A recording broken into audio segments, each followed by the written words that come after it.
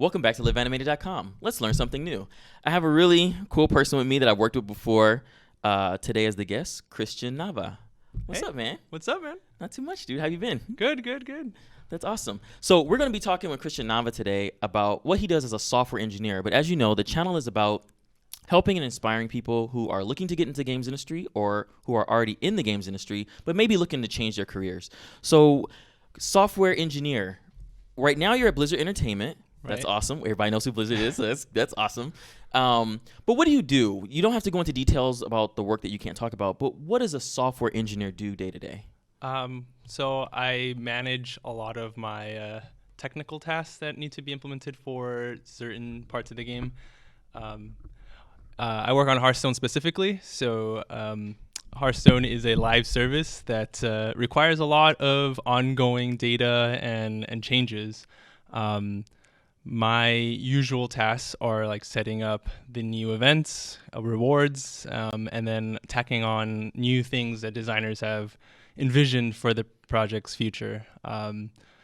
It's a grab bag of things. Honestly, it's almost never the same thing every day. I have large projects that I kind of tackle away at over the course of weeks, but there's a lot of small things that kind of either are breaking or need to be added in terms of data management, and then so it's a lot of back and forth between me and design about what they want and how I can put it in the game. Oh, nice. So it's mostly implementation of the functionality design is like, ooh, let's do this. So when you said the events, is it like those weekend things that you guys sometimes do where it's like when you go to the tavern to play, it might be you may have a certain ability or something that's across the board for everybody, and it's like a different type of mode or something? That's the Tavern Brawls. Okay. If you're familiar with Hearthstone, we do set that up. My team specifically does that. They don't do the content, like which rules. That there's a tool for that for designers to do that, but we set up the timings and the reward mechanism so that it kind of triggers at the right time. And if it's a kind of a tournament style one, we make sure everyone gets a free ticket and stuff like that. That's awesome. That's pretty cool. So what I like to do here is I like to go all the way back. And it looks like you've gone all the way back to high school. So did you know you wanted to be an engineer when you were in high school or going to video games at all in high school? So I was really big into games, Okay. like a lot of people in the industry were. I didn't know until probably at the end of high school. I think junior year, I was already thinking about college, and I was debating between going in somewhere into computers or physics. And at the time, I was very, very much leaning into physics. I had a really cool physics teacher, and I really enjoyed the classes, and I liked the concepts of it. And so I was going in that direction. And then I think at the end of my senior year at high school, I had some time at the end because I had like all AP classes, and once they were finished, we're like, oh, you have 2 months of nothing to do. So I was like, I'm gonna try to learn Python, and then I kind of just took some W3 Schools tutorials, and I made a little battle sim. It was all text based, and it was just it was a really fun learning experience to think, hey, I made this little system that you can battle things with. Like you can't see anything of it, but behind the hood, I was ecstatic to know that there's something functioning there. And that kind of just trickled along. And I think that's what kind of flipped me over and be like, hey, I want to do something with computers. And I went to school and I took that initial thought of that little combat system. And when I joined, when I went to UCI, I realized there was a computer games club, and that's when it just kind of snowballed. That's awesome, man. That's pretty cool.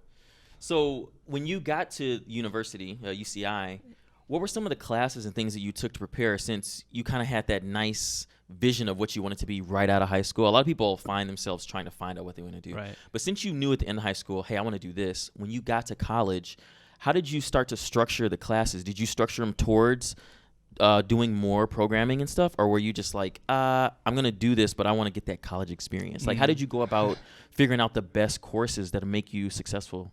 So initially, I didn't really plan anything out to be strictly games. I was like, I want to be in computers, whether that's software like for banks or for some other kind of like animation or anything like that. I was just kind of focused initially about learning programming because I had done none other than that little Python example. That's all I had done. So I was kind of fresh and I didn't know what was what yet. But UCI is a very good theoretical programming school. So they teach you a lot of the basics up front. It's kind of rough, but once you get through that first year, you're kind of set. And then beyond that, that's after my first year, that's when I joined the Video Game Developers Club. And they kind of helped me shape which courses to take and which ones not to take. Sadly, at the time, UCI didn't really cater to the gaming. Oh, so you guys didn't get like any funding or anything to really back you guys up? Not my first couple of years. But towards the end of my college, they started doing a computer game science major, but it was too late for me. But Right. I was glad to see like the school recognizing that we had a very strong indie community and kind of give students the opportunity to kind of cater more towards it. I specifically chose to do like a C++ class, which we only had one class in the entire college. That's crazy because curriculum. C++, I mean, this 2000, we're looking at 2009 to 2013. Oh yeah, it's already in its like high, Yeah. Was especially there for game development. no one there that taught it? Is No. that what the issue was, or? I'm not sure if it was a faculty thing or just interest thing. Just because I think UCI is very, like I said, theoretical and Okay. very business oriented, and C++, while it is very efficient, it's not really something that a lot of large kind of applications for businesses rely on. It's usually like C# and .NET and stuff like that. And so they teach more like the web side of like Java, JavaScript more than like application side. That's very interesting. That's very interesting. When you were in the club, did you guys make anything like indie-wise that you guys played together, or was it more about just learning process and like figuring out things and just helping each other out to figure out things to grow? It was a very project-based club. So when I joined, it was over a summer, and it was because they were hosting a game jam. And Like the game jam, like Not- the ones that you hear about, or Well- just at the school? It was like a kind of enclosed. yeah, it game was jam. enclosed to our campus game jam. The one that I did was a week-long jam, and that's when I made my very first like full-on game. It was like a Metroidvania where you're controlling a beetle and you go into a pyramid and you kill this big Anubis boss. And to me, that was just like eye-opening experience. Like, wow, we made something from start to finish. Everything from the assets to the music to the menus to everything. And I was floored. I was like, I want to do that again. And so they're like, yeah, come by, join the club. This was a game jam, but we do quarter-long projects, and those are 10 weeks. And so it's like, oh, if I could do this, but 10 times bigger, I'm in. And so that really got me in. That's pretty cool, man. That sounds like a lot of fun. I have not. When I was in high school, we didn't have stuff like that. Even going into college, it was a little different because there was no Maya or Max and stuff like that. But that's pretty cool, man. So right out of school, you went to, I don't know how to say that, New Disc? I think it's called Nudesic. Nudesic? Yeah, Okay. yeah. So you were there, but you were there while you were in school. This Right. was an internship. Yeah, it was it was an internship on my last year of college. Oh, okay. The last. And you actually looked like you got to use C# and like. Yeah. It was at the beginning of my last year it was the summer before my last year coming into my last year. I just made some assessment tool where like engineers, because it's a consulting company. Okay. And so they have a bunch of engineers who are like rented out to places to manage their. So you would go on site to these places? I wouldn't or? personally, Oh, but okay. the actual engineers, not the interns, would go Okay, out okay. and do that, right? Well, sometimes they let you shadow Yeah. people and stuff, you know. It was a very short program, and I never got to shadow, but I did kind of like write infrastructure tools to kind of manage them. So it was a big learning curve to learn C# and the .NET platform, and a lot of database is what really I was doing to kind of let managers choose like which consultants should go where because of their availability and skills. And I mean, it was a fun little experience, but I think that kind of cemented into me that I wanted to do games and not business. Right. Not going to like the banking side of things or the industrial. Yeah. It was very different. Like the feeling that I got from accomplishing that project versus even just a week-long project from games, it was night and day. And I was like, I know what I really want to do. That's awesome. That's a great feeling. That's pretty cool, man.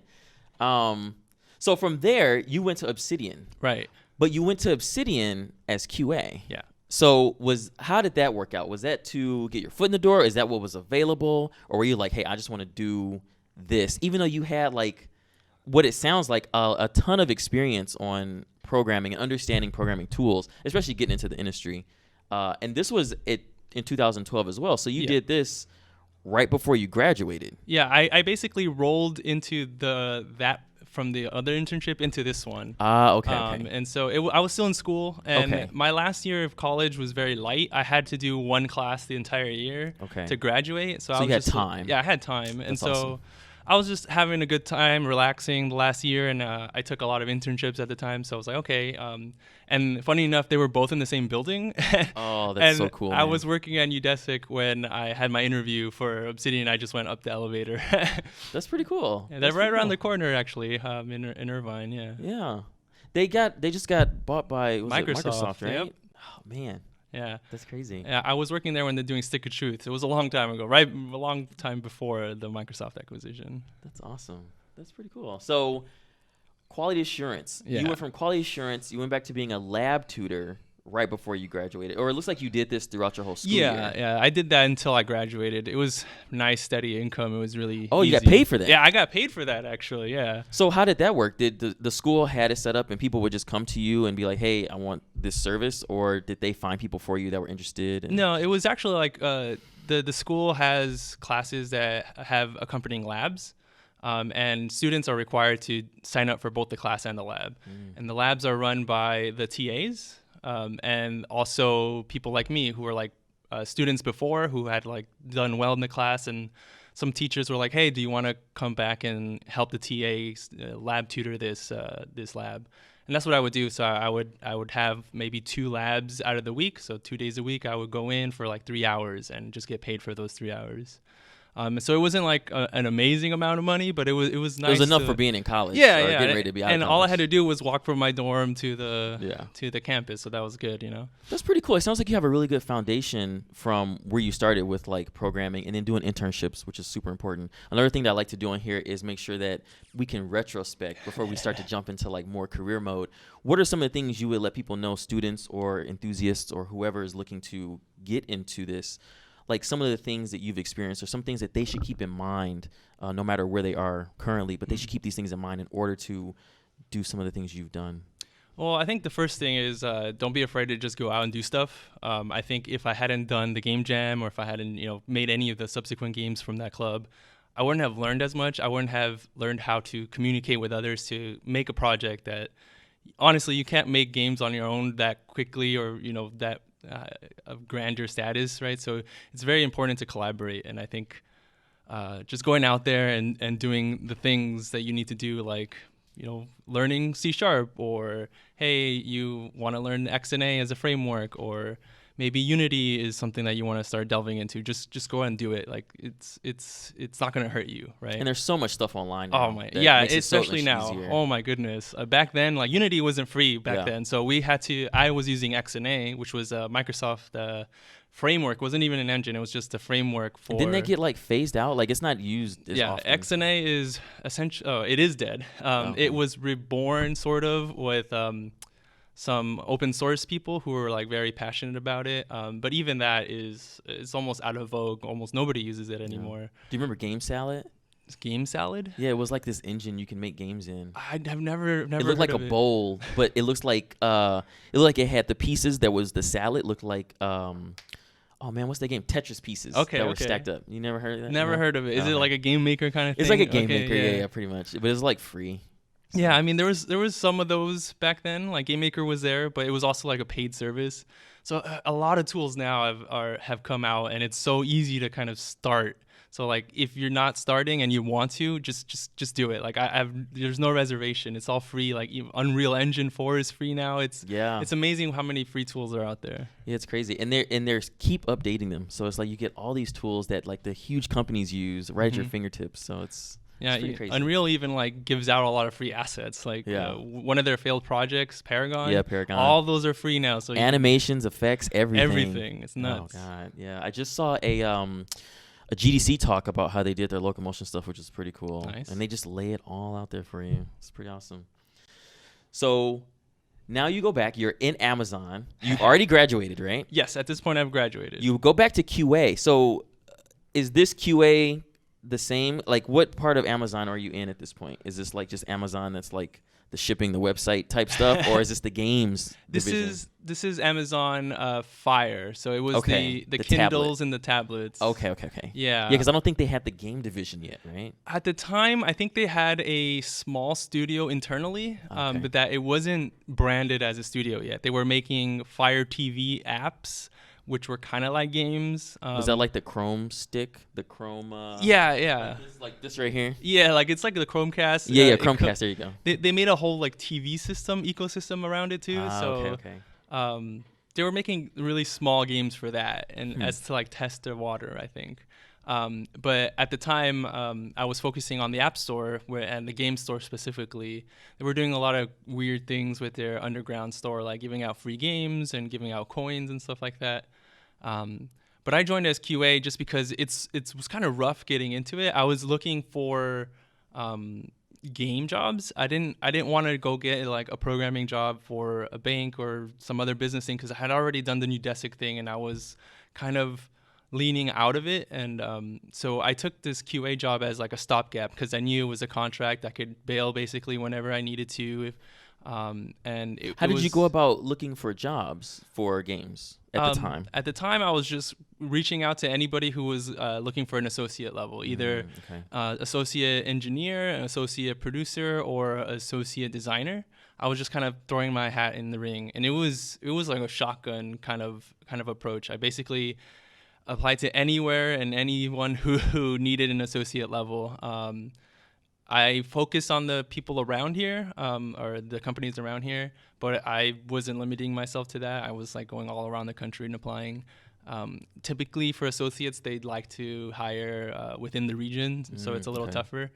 But yeah, I just took this job because especially coming out of QA from Obsidian, it was a lot easier to just get a QA job because like, oh, hey, you have QA experience. But I'm like, hey, guys, I also went to school to program and I've made all these games. I can help you code. Yeah. And at QA, like I made it a thing to kind of try to flex that because even within QA, there's technical QA and like QA engineers who kind of make frameworks to test things not manually. And so I ended up making a small tool just for myself because at Amazon you had to like load a build, you had to make sure it ran on a certain device infrastructure, and so I just made a small tool that once I plugged in my Kindle Fire, I could there was a drop down for which build I wanted, and it installed because previously we just had like a big network drive of APKs that you had to install manually, and I was like, no, I'm not gonna do that. If you give me some time, which they gave me like 2 days to build this little tool on the clock, and I just made like a little Java applet that I just shared to my teammates, and they're like, oh, hey, this makes our lives a lot easier. And then did they recognize that? Yeah, they were actually, hey, this is pretty cool. Like they were trying to kind of. My contract was 6 months, and it was like 4 months into the contract or something like that. And they were trying to get me to sign on to like a year-long contract, maybe as a different title. But while that was happening, I got contacted by Red 5, and I was like, I don't know about this QA thing. I think I'm gonna go do non-QA where I can do more coding and stuff. Nice, that's pretty cool though. So, but the other thing though is that I believe you being in QA, but also having like that career-minded focus of what you wanted to do and already the skill behind you to do it. QA also prepares you for like more writing, making sure things can be structured better. Were you doing that type of QA as well, where you had to document everything and then report and I had to make a lot of test cases and kind of write out end-of-week reports about like how certain features are doing and what could be done, I guess, to mitigate some of the problems that we were seeing, like which bugs were kept coming back and why we thought they were. But I think the biggest thing that I took away from QA was the mindset of a tester. I still have that to this day. Every time I implement something, I have like, okay, I got to make sure I regress these at least 5 things, because if those 5 things don't work, then my implementation is just not gonna, it's not gonna fly.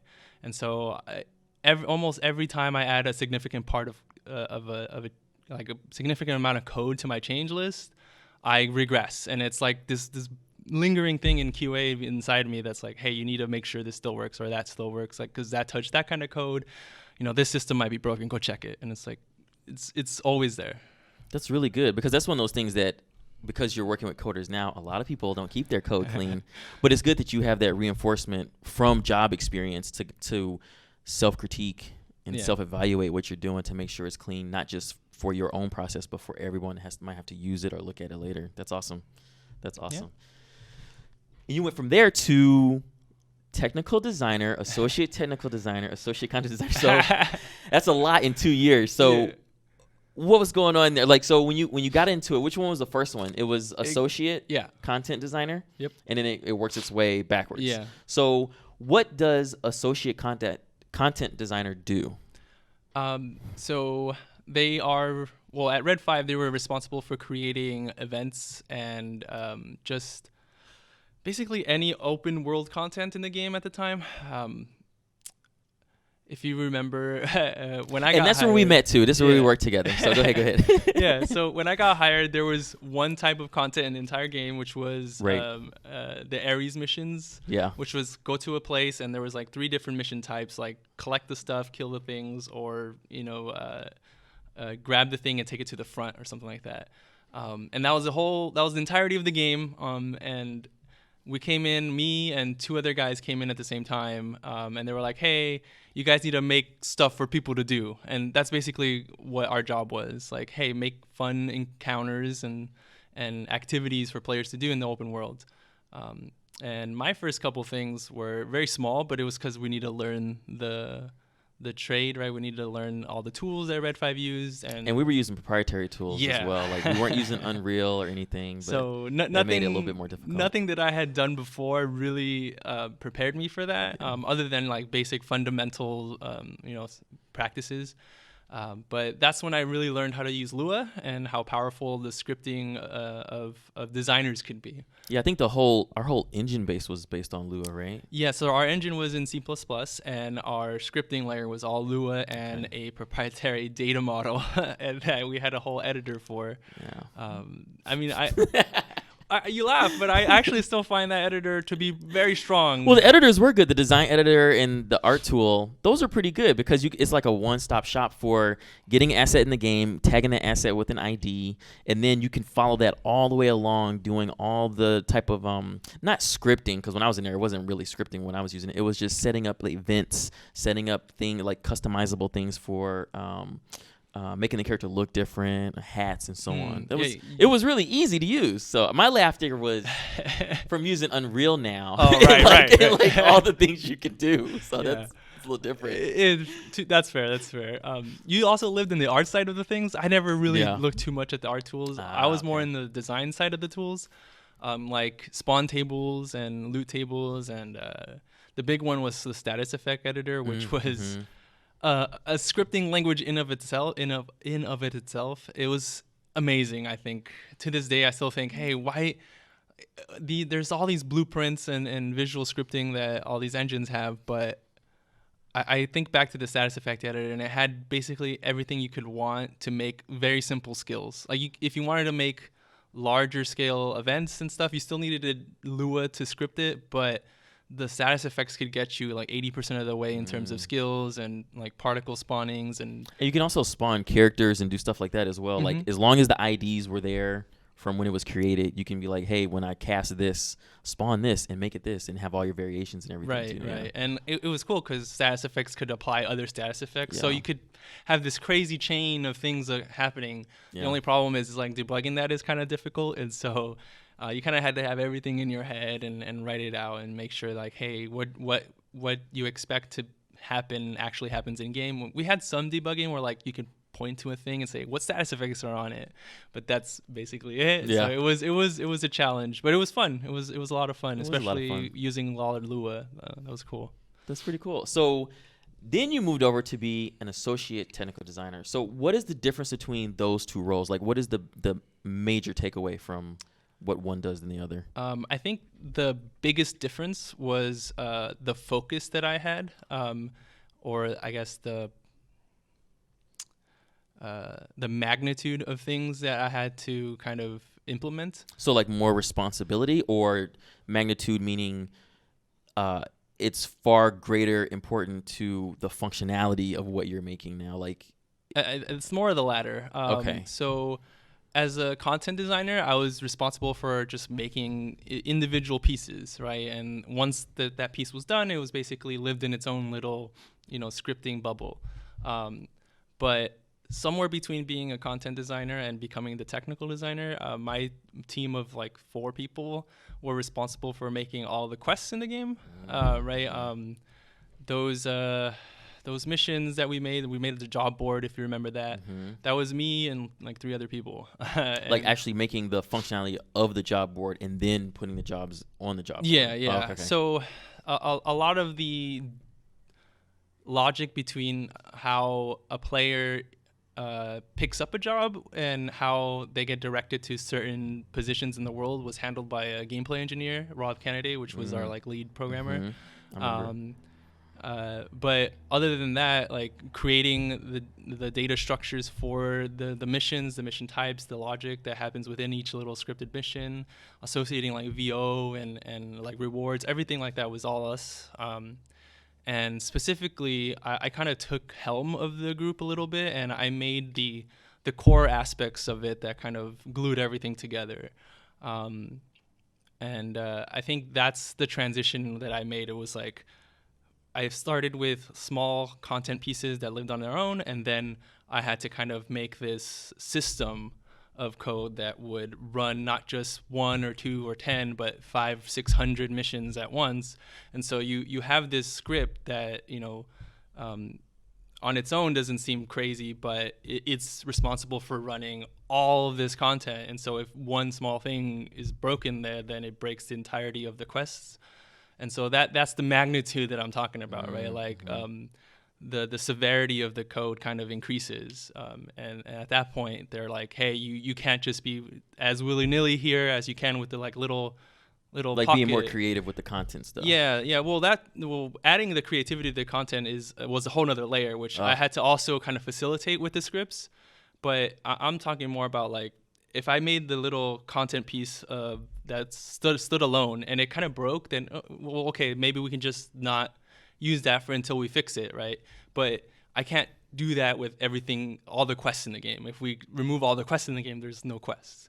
And so it's a little more mission critical code there that at that point, I think they were like, okay, you need to start focusing on the more systematic content than these little pieces. So they kind of like bumped me to technical designer. You mentioned that you worked as a team, and the other positions after or before this that we already talked about, you were working with a group of people, but it wasn't so much a team. It didn't sound like. So you mentioned a team here. So how does that team aspect work with what you do or what you did at that time? Did you guys have to work together on an issue, or did everyone have a piece of the puzzle and then you worked to get it to work together, and then you could roll it out to the team or roll it out to where it can be in the client? So we all had a shared goal, which was making a questing system with 500 quests. That was our directive from the head of the department. But individually, we kind of split it up.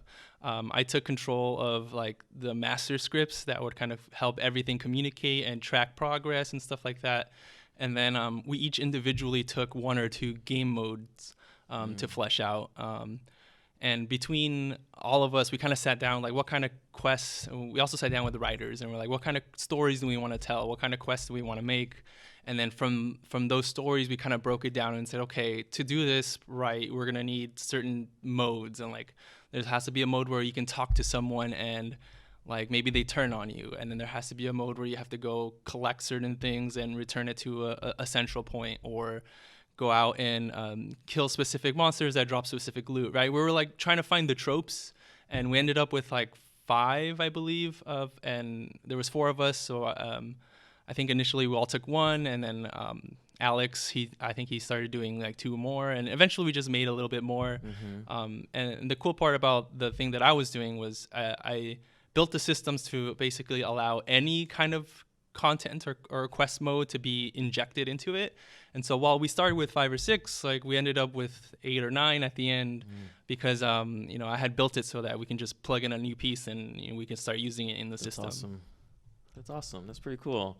And then from there you went to technical designer. So The difference between an associate and a technical, what is the difference there? Is it just more responsibility? Yeah, I think it was Okay. just more seniority, more responsibility. Like at first they were like, yeah, here's just the questing system, but then they threw me like, hey, now you are responsible for all the PvP game modes Okay. and like the PvP open world, and I'm like, okay, as well as like, hey, make the infrastructure for the dungeons, and at one point they were like, hey, you should start making the infrastructure for the raids before Yeah. things started kind of crumbling down.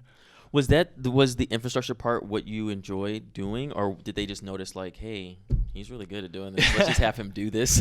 Yeah, I think it was the latter. I mean, I did enjoy it, but at the same time, I was there to make content and Right. make fun things, and so a lot of the times I felt like a lot of my time was devoted to the infrastructure and Yeah. not too much on the creative. Like, I want to make this cool set piece. Yeah. To do that, I had to basically work twice as hard to get it out. Right, Like, you had to use your own time to do it. yeah, yeah. So it was hard to manage it while others were just like focused on the leaf nodes of like, hey, let's make the fun pieces. Mm-hmm. So that was a challenge for me. Like, because I was probably the most technical of the designers there, like I kind of had to like rise to the occasion, and I was happy to do it, but it did kind of hamper my ability to just make other cool like one-off things. Yeah, that wasn't your passion. That didn't bring you that much joy. Yeah. Yeah, that makes sense. That's important. That's what I find myself like always looking to and dealing with. Doing this brings me joy. So like, and then I do also like little side projects as well. But the joy at work, I try to make sure like that's all devoted into what our tasks are based on what our milestones are. Right. And then, sometimes there's times where like, oh, a milestone is done, but there, we are, what can I don't know. I can't say much either with what I do, but we're at a point where like, we're still getting things approved. So it makes it where it's like, sometimes there's like this downtime and you can do like a little R&D and stuff like that. And then you do have fun moments because you're making your own tasks, you're making your own content, but it's important to make sure like that joy is always there. Yeah, It's very important. So you went from there back to Amazon. So was this a connect where you were like, hey, I've been here before. Hey, you guys want to hire me back? Or like, I have more skills now. Like, how did this transpire? But I also see software test engineer, Right. let's just say what it is, and then at Amazon Game Studio. So they started their game studio now. Yeah. So you went there, and what was that experience like? It was a mixed bag, I think. I left Red 5 because we had the huge layoffs, right? And Yes, there was a lot of downward spiral things that happened there at that studio. And so I wasn't really prepared at the time. Like, it was kind of like sudden. Like, I was very focused on creating the big raid that I was in task with, and I was really pumped about that because I was finally like, oh, I can finally make new content. Mm-hmm. And then when the layoffs happened, I was kind of awestruck. I was like, what do I do now? And this was the first time. Was this the first time you experienced a layoff? Yeah, that was my first layoff. I mean, Red 5 was my first real like full-fledged job at the Gotcha, game gotcha, industry. gotcha. I'm like, I was QA at Obsidian, but that was like 3 months, and it was basically part-time. And so this was kind of rough for me. I was like, okay, I don't know what to do. So I started doing the same thing. I shotgunned everything. Like, hey, I have 2 years and 2.5 years of experience doing this stuff now, and I had like a small reel, so it was a lot easier. I was getting more hits. So you didn't change how you approached? Not It really. was just like, I was just like, boom, yeah, I need a like, job. I need another one. Like, come on. I mean, I was right out of school. I still had all that student debt. It hurts. The Amazon Game Studio thing, it was weird how I got it. Like, it wasn't a connect or anything because, like you said, this was a studio that had already existed, and Amazon just bought them up. And they bought up 2 studios actually here in the area, and they combined them. Like, hey, now be friends. Was that like? Was it Double Helix? Double Helix and Reflective Games. Okay. Reflexive. Uh-huh. Like, Reflexive was a mobile studio that also had some. I think they were responsible for a lot of the Fire TV apps and stuff like that, okay. like their internal studio that I was talking about earlier. Were they still using your tool? No, you don't know. Okay. No. So this was a whole other section, right? Because they bought out other studios Gotcha. and they put them under their umbrella. And so it was almost holistically different. They were like in a whole different building, and the culture was a lot different. Like in Amazon App Store, it was very kind of businessy. You go in, like everybody. Did you have to dress up? Like a button-up shirt, A stuff like that? nicer shirt, right? Okay, Like, yeah. but in the studio, like, it's like sandals and shorts, and people are just like chilling. It was a different culture. It's definitely into the gaming culture. And so there, I didn't know anybody other than like I got referred to by my old manager. He was like, yeah, like I'll write you a recommendation. But I honestly didn't hear anything about that in my interviews. It was mostly like a recruiter was like, hey, they're looking for people to, write a test framework. And I'm like, I see you've done QA and some tech stuff. I'm like, yeah, that kind of could fit. And at the time I was like just kind of really desperate for a job. And I was like, okay, well, this is a decent fit. So I'm not going to say no to this. Went to the interview and it was just really quick. It was like, here's 3 programming questions. And I just kind of like did the whiteboarding stuff that they usually do. And they're like, yeah, we're happy with this. We'll send you an offer later. I'm like, oh, okay. That's cool. So it was really quick, but Let's talk about that. I don't know. I think our process for interviewing is different when it comes to like the technical side and more art side. So what's the whiteboard thing? I do know that some people give you tests on the spot and just go, hey, do it. Like figure this out right in front of everybody. So what is that like? It's daunting, honestly, sometimes. I think over the course of my career, I've gotten more used to it. But especially at the start, it was very scary because it could be any question that they can think of, right? And it's usually an algorithm problem or something like like you need to know the trick or really find out the best way to do something. And typically those questions have a lot of answers, and they range from being very poor implementations to like the very best implementation. And as long as you can give one, they kind of like push you towards the best one, right? So if you have one way of solving it, you kind of just start there. And then they kind of like, hey, what if you did this? And then you kind of have to find the best one. And if they're happy with the solution you end up with, I think that's when like, okay, he passes or not. But what are you writing? Is it mostly like math type stuff that you're doing and trying to figure out x plus y equals z, stuff like that, or is it way more complex where you're doing like the cosine, the sin, and all that stuff? Like I'm not sure what. If you can elaborate on that, that'd be awesome to know. Sure. Yeah. A lot of the time it's not math related, although I have been asked like 3D math questions, like, how do you get the direction between 2 points, which is something like every game programmer should know. Yeah. But most of the time it's algorithm problems, like given a set of numbers, find let's see, I just took one earlier. Given a set of numbers, find the 2 numbers which have the biggest difference or something, right? Like and you have to kind of write out the code that would do that on the whiteboard, okay, right? So it's kind of like pseudocode, but at the same time they're also looking for like which kind of data structures are you using, and how are you structuring your for loops? Are you doing O of n squared or O of or linear kind of thing? And that's crazy. So you're writing out by hand on a whiteboard what you would normally be typing out inside of like your Lua C++ or whatever program. And it's Python so much program. different because because you have to. I think it's different because when you start in the program, you have help and you have like syntax and stuff, right? But when you have to write it out, you have to like then go, okay, go down the next line, give a little bit of indentation, whatever, and then do some more writing. Like, you have to have that type of structure too? Is that something they look at as well? I mean, with how you write it? Syntax is usually something they kind of gloss over. Okay. That's kind of A important. lot of the times. Okay. And a lot of the time they'll be like, you don't have to use a specific language, so you're just show your work. Show your work and show that your logic works, not that like your code is 100% right. They just want to know like the process that you're thinking of. And a lot of the times it is just like, how does your brain function? Do you ask the right questions? Like, it's really sketchy because a lot of the times they'll give you a trick question, right? Or like a question that has not enough information to get the right answer all the time. So is that something that's known in your field of like, this is a joke? Like, if you know it's a joke, do you still show your work, or do you go, I got you guys, this is a joke, you guys are playing me? And then they go, he knows his stuff, It's like that. Okay.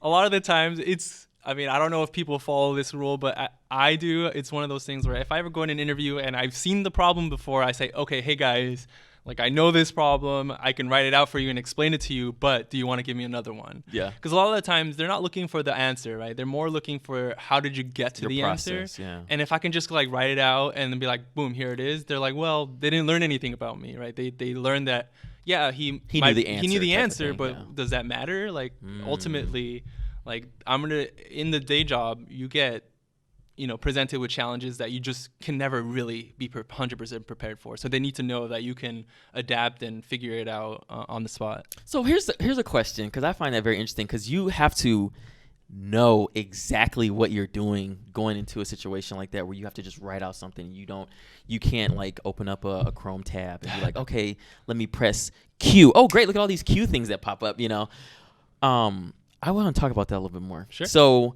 what should a person, like you said, it could be any question. Like, how does a person prepare for that mentally? Like, I understand, going in for the interview and making sure like you're humble, likable, you know how to communicate with people. How do you prepare for knowing that you're going to get put in a room and a whiteboard is there with a marker and they're like, one guy could be feeling good one day and one guy could have a bad attitude and he could just give you something that's unobtainable for you to even do. But I guess they're looking at your process. But how do you prepare yourself for some of the things that you could get asked in that aspect? So I personally use websites that really help, like, because since it's such a known thing, like there's a lot of websites that cater to this kind of whiteboarding. Oh, to being asked those questions? Yeah. So what, like, also after you answer, let's talk about how, where do you go to find that?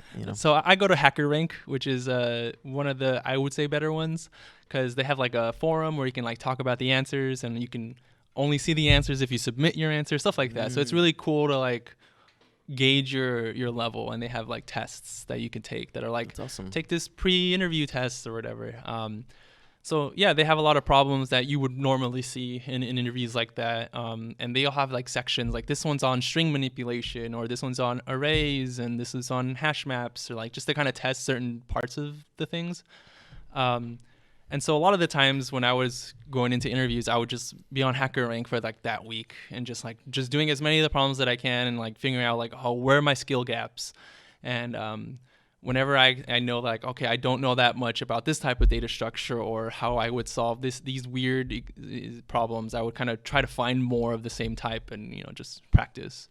So, but that was all like, you're typing in like text driven though, right? Yeah. I mean, isn't there a different thing that clicks in your mind when you're like, you have to write it out now? Like, it's scarier for sure.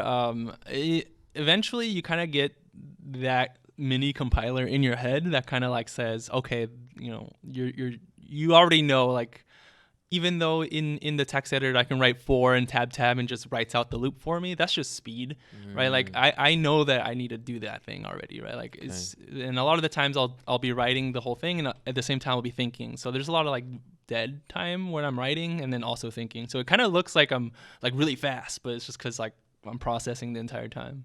Gotcha. That's crazy.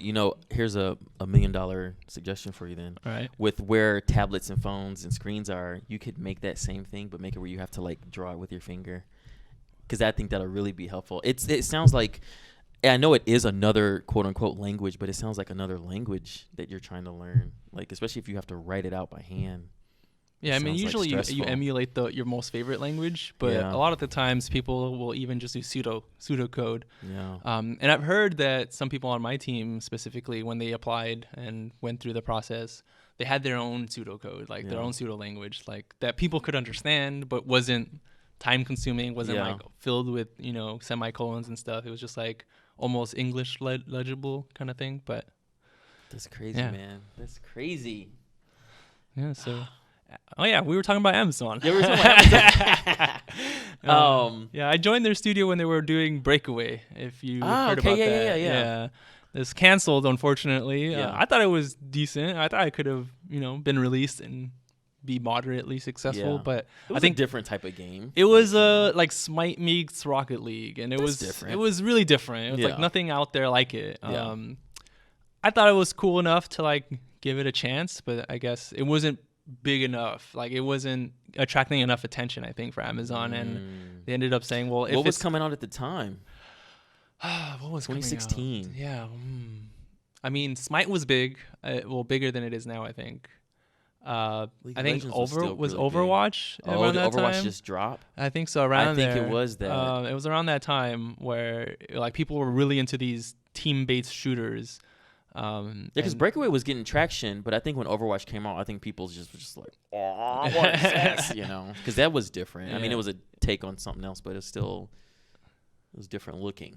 That's what it was. That's crazy. All right, well, on to brighter pastures. You Right. went to ArenaNet. Yep. And you started as a technical designer, Mhm. a place you're more comfortable you've been before. What was that like? What did you get to work on at ArenaNet as a technical designer?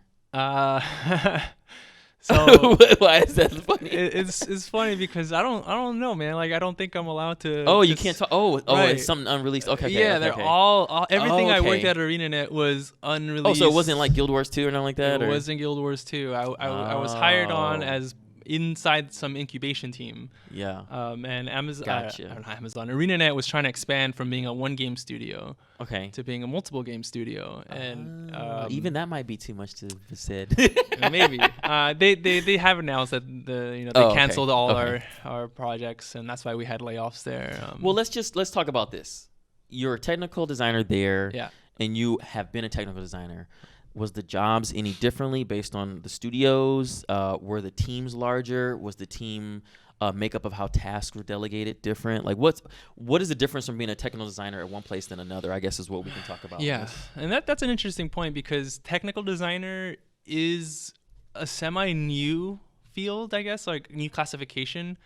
And a lot of studios don't really know what it means. Like every studio has its own interpretation of what a technical designer is.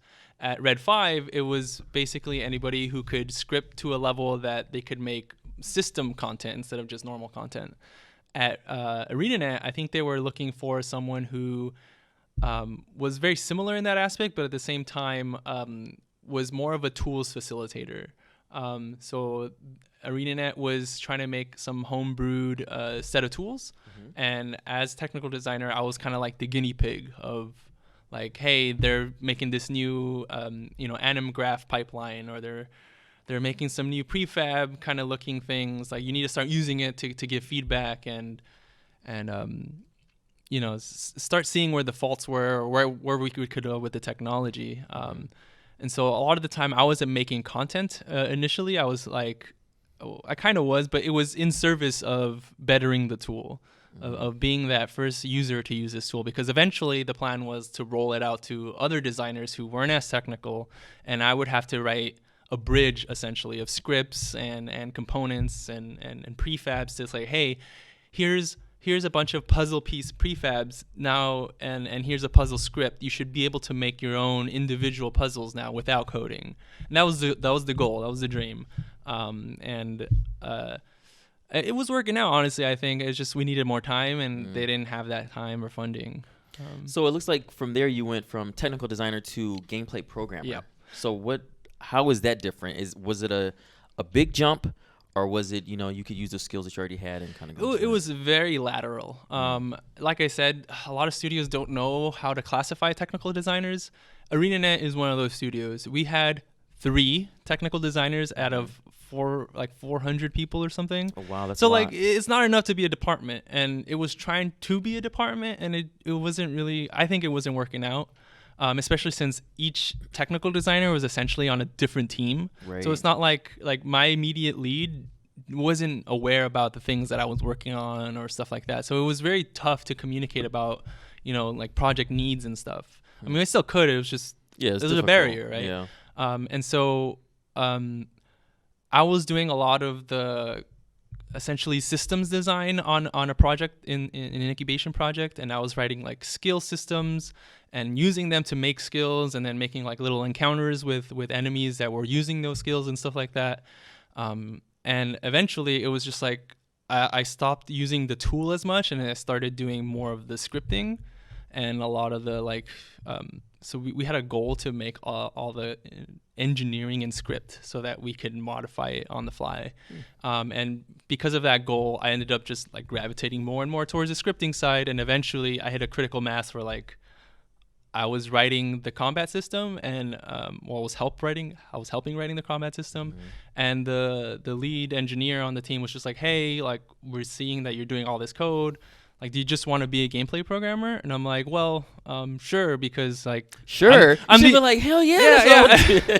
I mean, it was a tilting point, right? Because I didn't know, because like it was tough, because I still wanted to make content. I still wanted to be the guy to like make the cool boss that like designed out what he did and how he would function as an encounter.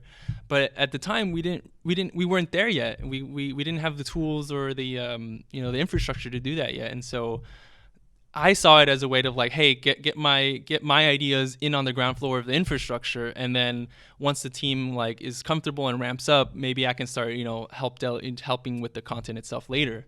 That unfortunately didn't pan out, but there's a good method of thought though. Yeah, I was like, okay, well, this is different. Like the tool sets we're creating is not the same as before, and I think getting into the scripting layer early was important for me to kind of just like bake it in myself, like I did at Red 5. Because you know what is important to have, so it can be successful. So right, that's right. good. So like I would bring in the design knowledge of like, these are the things designers will want, and the levers that they're gonna want to move around. I'm just gonna make sure that the scripts have that, and that was kind of my transition. I would say I was still more of like a junior compared to like everybody else there. Like there's so many smart people there. But they were just like, yeah, like, well, you seem competent enough, like you're learning great, and so just we'll take you under our wing, because the technical design group was so spread out, and like I felt almost directionless at times. And so they were like, yeah, we can provide that that structure for you and stuff. So I was like, yeah, let's do it. Let's learn more about this. That's pretty cool, man. And on the job learning. So yeah. That's awesome. I learned a lot of 3D math at ArenaNet, which was really fun. That's pretty cool. And then we're back where we started. So from ArenaNet, you went right to Blizzard. Yep. Was there any downtime in between this, or you went right into it? Looks like Mark, you had there was some downtime. Yeah. So that downtime. So let's talk about that, because you actually brought up layoffs and stuff like that.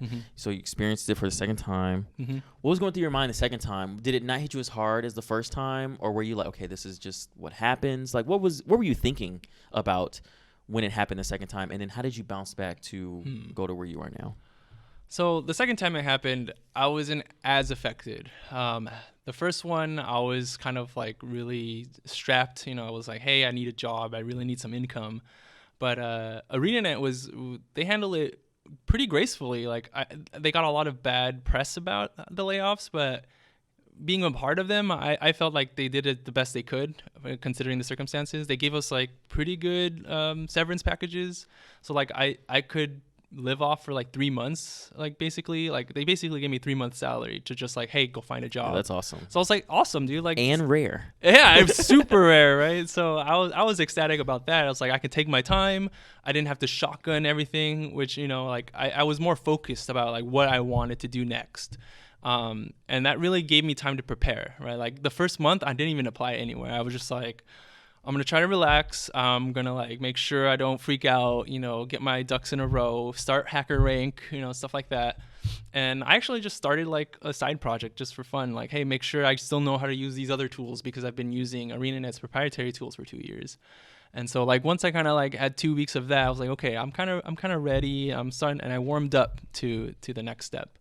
And so that was good. Like the difference was night and day, that I didn't have to shotgun to the next thing and like take an Amazon Game Studios test job or something, right? Like that shows a lot of growth, man, because it shows that you can now choose your path, right? As opposed to just like taking these random shots of stuff. That's awesome. Yeah, and so I felt like I was more in charge, and I found like throughout this whole time I was looking for jobs, right? And I was just kind of picking which ones I wanted. And I ended up applying to like 6 places where I ended up getting like 4 offers, and I ended up canceling one final interview because I was like, I'm going to take the Blizzard one. And so it was way different this time around. It was like when I got laid off from Red 5, I sent out like 30 applications, and I got like, you saturated the market. Yeah, and I got like 1 offer, right? But this one I sent out 6 and I got 4, and I was just like, okay, that's pretty good. And so it was a lot easier this time around, and I felt good about that. It wasn't like I was struggling. So here's the question, because a lot of people I've talked to, it's quite a process to get into Blizzard. So when you apply for there, were the tests similar to actually, I guess, when you're on site for the interview and then taking the test on the whiteboard? Did you still have to go through those same cycles? Yeah, so a lot of the studios had almost identical processes, right? Okay. So it starts with the phone call with the like recruiter or hiring manager, and they were just like making sure you can speak essentially, and like you're not lying about who you are and where you've been. And then they kind of throw you into a conversation with the lead of the team or the hiring manager of the team specifically. And in Blizzard's case, that's what happened. I talked to Derek, which is now my engineering manager. Nice. And he was just kind of asking me kind of rough questions and about my experience and stuff like that, making sure that I could maybe be a overall cultural fit at the time. Okay. And once he was happy with that, they move you forward to a take-home test. And across the board, all of the places that I've applied to, whether it be design or programming, they have this take-home test. Whether for Blizzard, it was a set of questions, like it was like 3 whiteboarding questions, which you would normally find in a whiteboarding interview, and then a larger, more gamified kind of question that was like, here's a schematic of what design wants, try to implement it, and here are the requirements, make sure that it works. But you could take that home and do it? I mean, Yeah, like, doesn't that defeat the purpose of... Well, kind of, but not really, right? They give you this test that is confidential. You're not allowed to share it, and like you just can't find them online because they change it every so often, right? And so even if someone were to share it like that, you probably wouldn't go far. And they say, hey, you have until the end of the week. They give it to me like on Friday. It's like, give it to us by the end of next Friday or something. But you know, in my head, I'm like thinking, the sooner you can do this, you know, the more weight it carries, because you can say like, oh yeah, I spent like X amount of hours, like you said I should, or like they say maybe you should spend 8 hours total on this, but like if you take the whole week, you could have maybe spent 40 hours, right? Know? So like the quality of it is very different depending on that. So I got the test on Friday, and I was interviewing that Friday, and I came back like Saturday night, and I did it Sunday morning, till Sunday night, and I turned it in Monday morning. And then they were... So you just took like 2 days to do the whole thing? You're like, I want this job. Well, at the time I was like, it was really weird. Like I should have planned my interviewing a lot better. But like when I sent out my applications, I basically sent them out at the same time. And so I was getting tests all in at the same time. Right, and so like I was doing a test for like Rocket League. I was doing a test for the Blizzard. I was doing a test for Volition and for ZeniMax. I was just like, I was getting overloaded. Those are all good choices, man. Yeah, I was getting overloaded, but like, so Blizzard's one, I was like, I know how I can do this real quick. I did it in C#, I turned it in, and then like a day or two later, I got a call and like, yeah, we like our engineers like the test. They're reviewing it now. Like, we need to set up another phone call to kind of talk about the test and like more questions. Okay, so they give it to you to take home, yeah, but it's the phone call instead of like an on-site where they will really drill you about how did you come about the answer? Yeah. How did you? Okay, that makes sense. Because I was starting to think like it wasn't just like pass fail and then you win or whatever. Okay. It was like, okay, like let's talk about it. Why did you use this kind of thing or whatever? Okay. And after that call, it was with a senior engineer who's also on my team now, which is cool, and Derek, which is my manager. They talked to me about it, and they were like, okay, we're satisfied with your explanations. Like, let's get you in on site, and that's the final one, right? And all the on-sites I had were very similar. It was like 9 to 4 or 9 to 5, like whole day. But you didn't have to do any more tests, right? Oh, or no, did you have to? You still do it. Oh, like, wow. It's like 9 to 5, and they break it up into like hour sessions. And each hour you're like meeting 2 or 3 people at the same time, and they all have their own sets of questions. Blizzard's case, I had 3 sets of interviews where I had to like actually answer whiteboarding questions and like, you know, more technical and design kind of side of questions, and then there was a set of people who are just like culture fits. Like I would talk to producers about how would you do things, how do you work with producers, or how do you work with QA, or like how do you resolve a conflict with design or stuff like that. And so it's a lot of mixture of soft skills and hard skills in the final one. Wow, that's crazy. That's crazy. It almost makes me think about like, because you have to be standing up and doing the whiteboard stuff, like, could you imagine in the future if you like have to walk into like a small auditorium and you're on stage, Oh no. and they just have like half the studio there, like, yes, I have a question about how would you do that? I mean, it kind of feels like that, right? It's not like That's half what the it studio, seems like. but it's like 2 or 3 people who are gonna be your peers or Yeah. like your, your seniors or something. And it's just like you have to basically make sure that you're good enough to roll with these people, Yeah. which is scary. You just don't know all the time. Yeah. That's pretty cool, man. So we have already gone through your whole history. Yeah. Now, in retrospect, what would be some of the things that you would want to leave with informing a student or an enthusiast or someone who's looking to change careers that that are probably unsure about what they want to do with their career path? Like, what are some of the things that you want to leave them with to show them, like, you going all the way from QA to more of the gameplay engineer stuff to gameplay programmer to software engineer now? Like, what are some of the things you want to leave people with to know, like, hey, if you just follow, your passion or your joy, it can lead you to where you want to be. Like, so what would you think would be good for people to know? Sure. It's interesting you say passion, because if you don't have that for games, it's gonna be tough, because it's hard. Like, I'm not gonna sugarcoat it. It's a lot of effort and a lot of work, and it's kind of a cutthroat environment where like you need to, you really need to put in the time.